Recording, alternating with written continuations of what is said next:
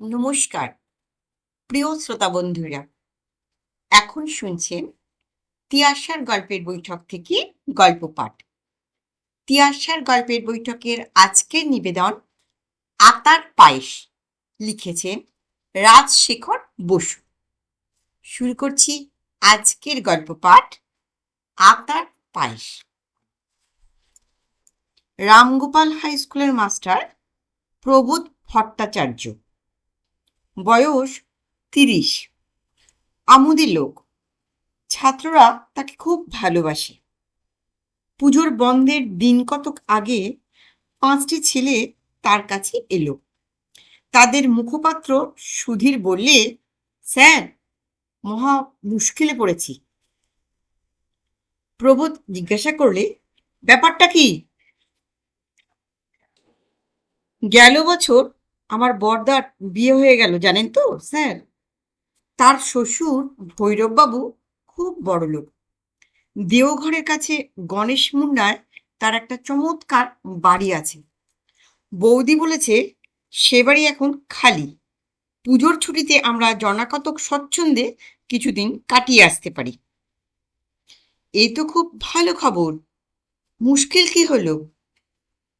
ভৈরববাবু বলেছেন আমাদের সঙ্গে যদি একজন অভিভাবক যান তবেই আমাদের সেখানে তিনি থাকতে দেবেন।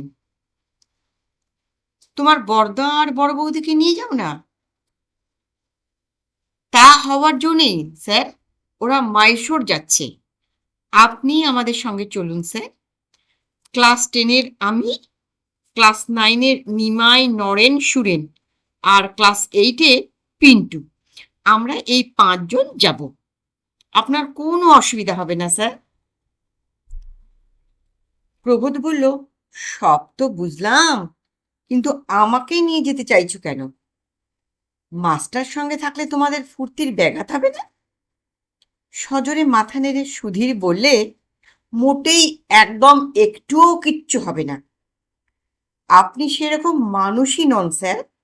আপনি সঙ্গে থাকলে আমাদের 3 ডবল ফুর্তি হবে। নিমাই, নরেন, সুরেন সমস্বরে বললেন, নিশ্চয়ই নিশ্চয়ই। প্রবোধ যেতে রাজি হলো। দেওঘর আর জসিরির মাঝামাঝি গণেশ মুন্ডা পল্লীটি সম্প্রতি গড়ে উঠেছে। বিস্তর সুদৃশ্য বাড়ি, পরিচ্ছন্ন রাস্তাঘাট, প্রাকৃতিক দৃশ্যও খুব ভালো। ভৈরববাবুর অট্টালিকা ভৈরব কুটির আর তার প্রকাণ্ড বাগান দেখে ছেলেরা আনন্দে উৎফুল্ল হলো এবং ঘুরে ঘুরে চারিদিক দেখতে লাগলো। বাগানে অনেক রকম ফুলের গাছ, গোটা কতক বড় বড় আতা গাছে ধরে রয়েছে।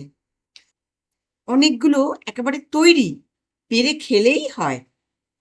প্রবোধ বললে, ভারী আশ্চর্য তো, ভৈরববাবুর দারোয়ান আর মালি দেখছি অতি সাধু পুরুষ। সুধীর বললে, মনেও ভাববেন না তা স্যার, আমি এখানে এসেই সব খবর নিয়েছি স্যার।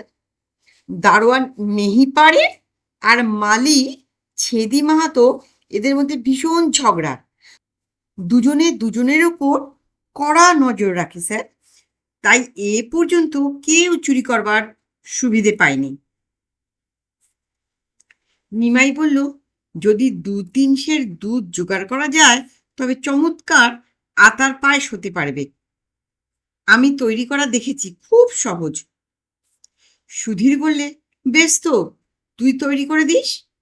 ও পানেজি, তুমি কাল সকালে 3 সের খাটে দুধ আনতে পারবে? পাড়ে বললে, জরুর পারবো হুজুর। নাওয়া খাওয়া আর বিশ্রাম চুকে গেল। বিকেলবেলা সকলে বেড়াতে বেরোলে। ঘণ্টাখানেক বেড়াবার পর ফেরার পথে সুধীর বললে, দেখুন স্যার, এই বাড়িটি কি সুন্দর, ভীমসেন ভিলা। গেটের উপর চমৎকার থোকা থোকা হলদে ফুলও ফুটেছে।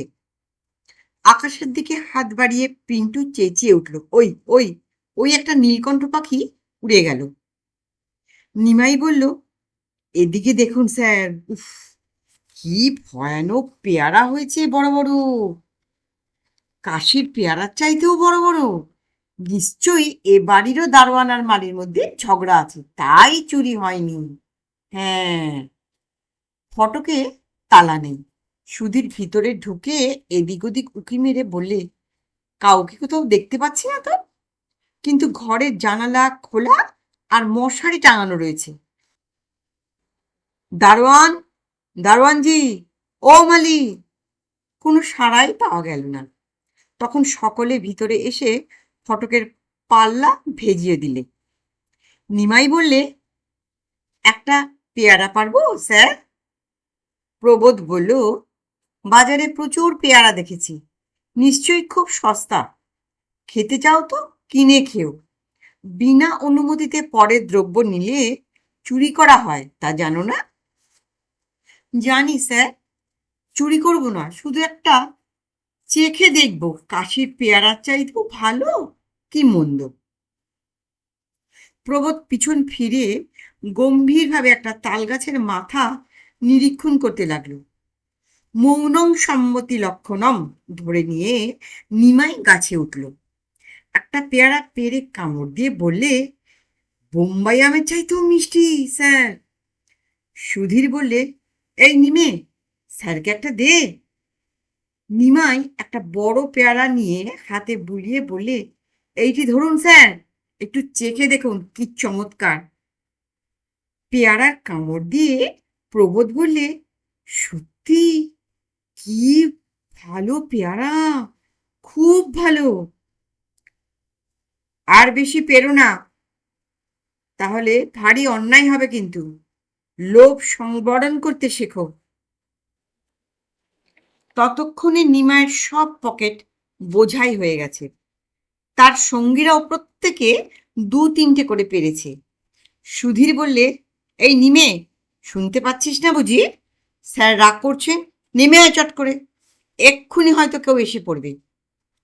হঠাৎ ক্যাঁচ করে গেটটা খুলে গেল।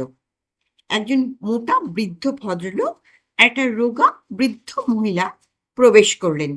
দুজনের হাতে গামছায় বড় বড় দুটি পোঁটলা। নিমাই গাছের ডাল ধরে ঝুলে চুপ করে নেমে পড়ল। বৃদ্ধ চেঁচিয়ে বললেন, অ্যাঁ, এসব কি?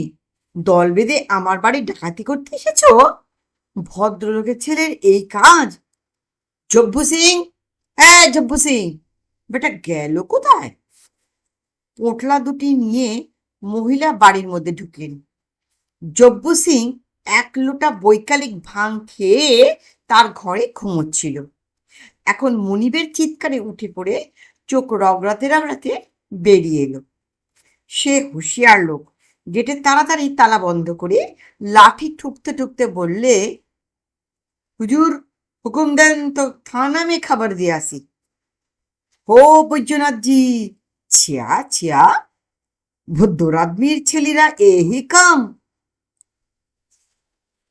হুজুর বললেন, খুব হয়েছে, ডাকাতরা চোখের সামনে সব লুটে পুটে নিলে আর তুমি বেহুশ হয়ে ঘুমোচ্ছিলে। তারপর মশাইদের কোত্থেকে আগমন হলো শুনি? এরা তো দেখছি একেবারে ছোকরা, বজ্জাতি করবারই বয়স এদের। কিন্তু তুমি তো বাবু খোকা নাও, তুমি বুঝি দলের সর্দার? প্রবোধ হাত জোর করে বললে, মহা অপরাধ হয়ে গেছে স্যার। এই নিমাই, সব পেয়ারা দারোয়ানজির জিম্মায় করে দাও। আমরা বেশি খাইনি স্যার, মাত্র দু তিনটে চেখে দেখেছি, অতি উৎকৃষ্ট পেয়ারা। কৃতার্থ হলুম শুনে। এরা বোধহয় স্কুলের ছাত্র। আর তোমার কি করা হয়, নাম কি? আগে আমার নাম প্রবোধচন্দ্র ভট্টাচার্য, মানিকতলার রামগোপাল হাই স্কুলের মাস্টার। এরা সব আমারই ছাত্র, পূজার ছুটিতে আমার সঙ্গে বেড়াতে এসেছে।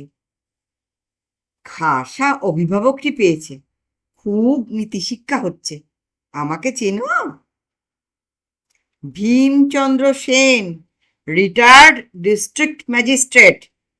রায়বাহাদুর খেতাবও আছে, কিন্তু এই স্বাধীন ভারতে আর সেটার কদর নেই। বিস্তর চোরকে আমি জেল খাটিয়েছি। তোমার স্কুলের সেক্রেটারিকে যদি চিঠি লিখি, আপনাদের প্রবোধ মাস্টার এখানে এসে তার ছাত্রদের চুরিবিদ্যা শেখাচ্ছে, তাহলে কেমন হয়? যদি কর্তব্য মনে করেন তবে তাই লিখুন স্যার আপনি। আমি আমার কৃতকর্মের ফল ভোগ করব। তবে একটা কথা নিবেদন করছি স্যার, কেউ অভাবে পড়ে চুরি করে, কেউ বিলাসিতার লোভে করে, কেউ বড়লোক হবার জন্য করে, কিন্তু কেউ কেউ, বিশেষত যাদের বয়স কম, নিছক ফুর্তির জন্যই করে। আমি অবশ্য ছেলে মানুষ নই, কিন্তু এই ছেলেদের সঙ্গে মিশে এই শরৎ ঋতুর প্রভাবে আর আপনার এই সুন্দর বাগানটির শোভায় মুগ্ধ হয়ে আমারও একটু বালকত্ব এসে পড়েছে। এই যে পেয়ারা চুরি দেখছেন, এটি মামুলি কুকর্ম নয়, এ হচ্ছে শুধু নবীন প্রাণরসের একটি উচ্ছলতা। হুম।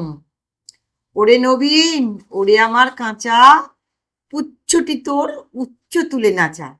রবি ঠাকুর তোমাদের মাথাটি খেয়েছেন। স্যার, যে কুকর্ম করে ফেলেছি তার বিচার একটু উদারভাবে করুন আপনি। আপনি ধীর, স্থির, প্রবীণ, বিচক্ষণ ব্যক্তি। ছেলে মানুষই ফুর্তির বহু ঊর্ধ্বে উঠে গেছেন আপনি। কে বললে ঊর্ধ্বে উঠে গেছি? আমাকে জড়োদ্গব গিধর ঠাউরেছে নাকি? তাহলে আশা করতে পারি যে আমাদের আপনি ক্ষমা করলেন। আমরা যেতে পারি কি? পেয়ারাগুলো নিয়ে যাও। চোরাই মাল আমি স্পর্শ করি না। আচ্ছা, যেতে পারো। এবারকার মতন মাপ করা গেল। এমন সময় মহিলাটি বাইরে এসে বললেন, কি বেয়াক্কেল মানুষ তুমি! এরা তোমার এজলাসের আসামি নাকি? তুমি এদের মাপ করবার কে? হ্যাঁ, তোমাকে মাপ করবে কে শুনি? এই বারান্দায় এসো, এসে একটু বসো। ভীমবাবু বললেন, এদের খাওয়াবে নাকি? তোমার ভাড়ার তো ঢুঁঢু, চা পর্যন্ত ফুরিয়ে গেছে। হরিসরকার বাজার থেকে ফিরলে তবে হাঁড়ি চড়বে। সে তোমাকে ভাবতে হবে না, যা আছে তাই দেব। মিনিট 10 একটু সবুর করতে হবে বাবারা।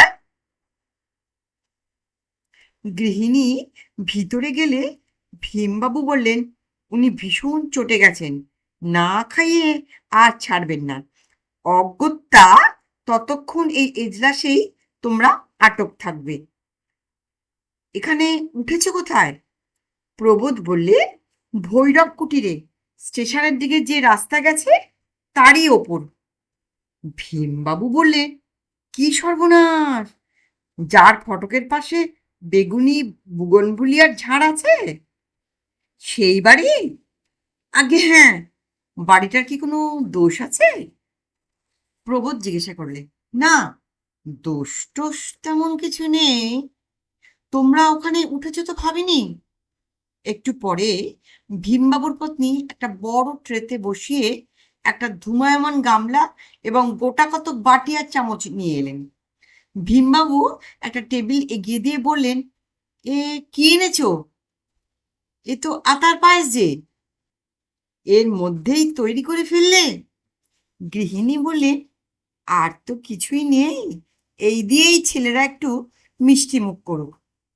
ভীমবাবু বললেন, সবটাই এনেছো নাকি? হ্যাঁ গো হ্যাঁ। আর লোভ করো না, ছেলেরা যে পেয়ারা পেরেছে তাই নয় খেয়েও একটা। চিবোতে না পারো তা সেদ্ধ করে দেবো খুনি।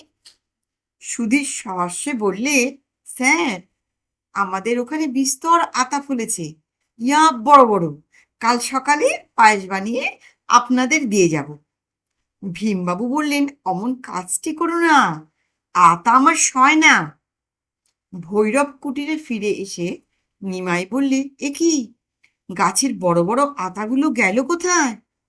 সুধীর বললে, বোধহয় পাড়েজি সর্দারি করে পেরে রেখেছে। ও পাড়ে, আতাগুলো কি হলো? পাড়ে ব্যস্ত হয়ে এসে মাথায় একটু চাপড় মেরে করুণ কণ্ঠে বললে, কি কহব হুজুর, বহুত ঝামেলা হয়ে গেছে। এক মোটা সা বুড়া বাপ আর এক দুবলা সা বুড়ি মাই এসেছিল। বাবু পটপট সব আতা ছিঁড়ে নিলে। আমি মানা করলে খাপ্পা হয়ে বলে, চুপ রাও উল্লু। আমার ডর লাগলো সাহেব, শায়দ কই বড় আফসার বা উপসার বাবা উবা হবে। সুধীর বললে, হাতে লাল গামছা ছিল? জি হাঁ, সে উসি তো কাঁদকে লিয়া গেলা। হাসির প্রকোপ একটু কমলে প্রবোধ বললে, যাক, আমরা ঠকিনি। আতার পায়েস খেয়েছি, পেয়ারাও খেয়েছি, কিন্তু ভীমচন্দ্র সেন মশাইয়ের জন্য দুঃখ হচ্ছে। তার গিন্নি তাকে বঞ্চিত করেছেন। নিমাই বললেন, ভাববেন না স্যার, দিন দুই পরেই আবার বিস্তর আতা পাকবে। তখন পায়েস করে ভীমসেন মশাই আর তার স্ত্রীকে আতার পায়েস খাওয়াবো। নমস্কার। গল্পটা কেমন শুনলেন? গল্পটা ভালো লাগলে অনুগ্রহ করে একটা লাইক করতে ভুলবেন না, এবং আমার চ্যানেলের নতুন শ্রোতা বন্ধু হলে চ্যানেলটিকে সাবস্ক্রাইব করে বেল আইকনটি অন করে রাখবেন। হ্যাঁ, আপনাদের গুরুত্বপূর্ণ মতামতের অপেক্ষায় রইলাম।